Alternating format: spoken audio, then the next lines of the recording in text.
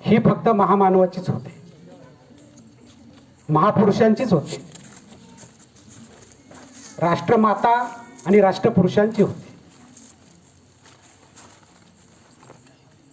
या धामणगाव पाटमध्ये अगदी लहानपणापासून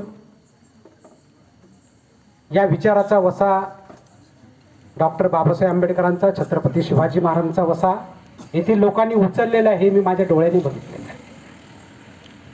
आज ह्या महिला मंडळांनी हा जो एवढा उत्साही कार्यक्रम केला, याची प्रेरणा त्यांना कुठून आली, हा खरं तर प्रश्न आपण विचारायला. राऊतताई देखील एवढं सुंदर बोलत आहे, एवढा अभ्यास आहे त्यांच्याकडे.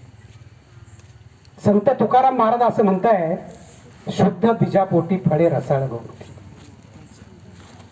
त्या गावातला नेता तसा असावा लागतो तर गाव चांगलं होतं. बाबासाहेब असे ह्या देशातले होते की ज्यांनी असे विचार पेरले का या देशाचं नाव जगाच्या कानाकोपऱ्यात पोहोचलं, बाबासाहेबांमुळे पोहोचलं. आज बाबासाहेब आंबेडकरांची जयंती फक्त धामणगावमध्ये, महाराष्ट्रात आणि भारतात होते असं नाही. आपण सोशल मीडियाने अगदी जवळ आलेलो आहेत. आपण रोज अमेरिका, फ्रान्स, इंग्लंडला मोबाईलवरती बघतोय काय काय चाललंय. कोलंबिया विद्यापीठ जगातलं सर्वात मोठं विद्यापीठ आहे.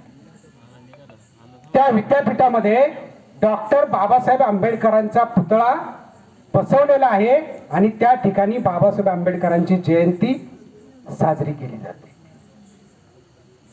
एवढंच नव्हे तर जगामध्ये ज्या 100 लोकांची यादी, विद्वान लोकांची यादी तयार केली, त्या विद्वान लोकांच्या यादीमध्ये डॉक्टर बाबासाहेब आंबेडकरांचं नाव 1 नंबरला. हे असं का झालं असेल बरं? वाचाल तर वाचा.